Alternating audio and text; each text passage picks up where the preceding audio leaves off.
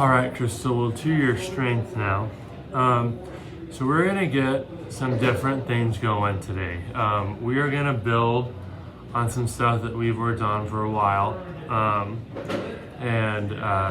I think you'll enjoy it. The goal though, like just when we work together, and I know I've said this a bunch, it should not feel easy, like these should not be a breeze. They shouldn't be killer either, but by the time you hit 8 to 10 reps, you should be ready to stop, okay? If you're not, let me know and we can, the easy way to go up would just be add weight. If you're still able to breeze through it, then we'll change the exercise variation, okay? So the first thing that we're gonna do is we are gonna work on progressing the step up a little bit. So I'm gonna show you on this chair, just for the sake of demonstration, but you should use something slightly smaller or shorter. So let's pretend that like you've got something a little bit lower than your shin to step up on, or you're using your stairs. I'm gonna talk through the leg first. So the leg is here. Remember, as when we've done this before, pushing into your step is what's moving your back leg.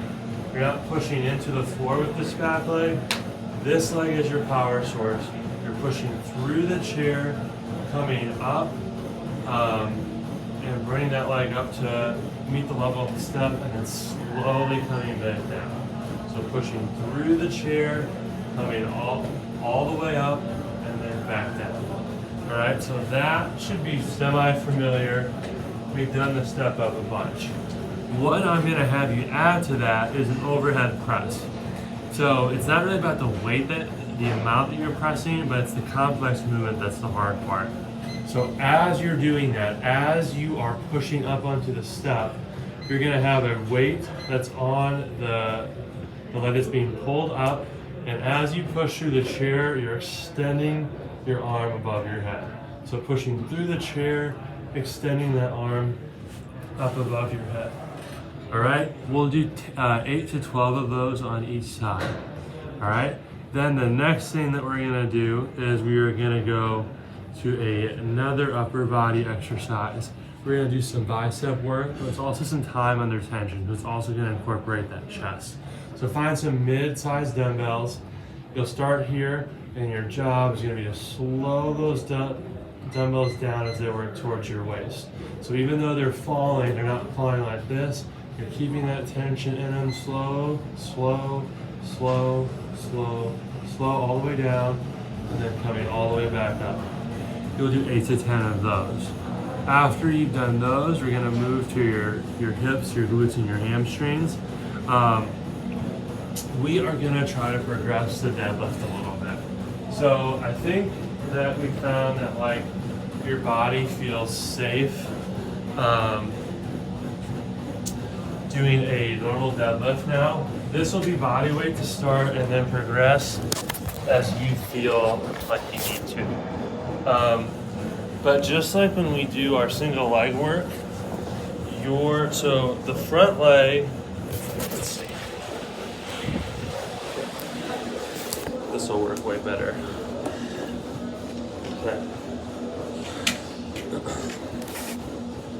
Okay, so you're gonna get into a split stance, okay?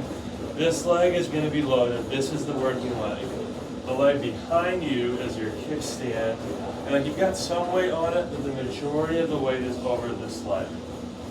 So I'm gonna have you start off by just pushing your hips back, keeping your back flat, and you'll feel as your hips go back and your back stays flat, you'll feel this engage. Then you're gonna push all the way up and tall. So all of the strain on your hamstrings on this one, you're really feeling nothing in this back leg. So back stays flat, come up. You'll do 8, anywhere from 6 to 10 on those. If you feel like you can add weight, the weight will go on the side of the leg dropping back. All right? So hinging and then coming back up. So where we're getting is eventually we'll do a single leg deadlift where you're bringing that whole leg up and then coming all the way up. But for now, both feet are on the ground. It's just the weight shifted over one more than the other. All right. Next thing we're gonna go to is back. I'm gonna have us do. I'm gonna have us do a pullover, and I'm gonna do the best to explain this. I think we've done this not too long ago. So you're gonna be flat on your back. You're gonna take your dumbbell and you're gonna hold it by the top. So pretend I'm flat on my back. We have the dumbbell here, soft elbows. I'm slowly gonna take it behind my head and then pull it towards the center of my chest. The key for this is the soft elbow. So if you bend your elbow, it's gonna turn into a tricep extension or the back of the arm. Keep your elbows soft, take it all the way behind your head and then all the way to the chest. We'll do 10 to 12 there. And then we're gonna work on your chops and lifts. So you're gonna take your weight, you're gonna have it start on this side, keeping your core tight to avoid getting rotated. But you'll take your mid-size weight, you'll take it to your chest, push it away, come back, and then back down here. Without moving. So as this comes away from your body, it's going to be harder not to rotate. Follow it, but keep it nice and tight. 6 to 8 on each side. All right? You'll go through that 2 to 3 times based on time. And that'll be that. All right? Well, have a great weekend. Again, like I said at the beginning, stay warm. It's supposed to be super cold. And I look forward to seeing you soon. Have a good one.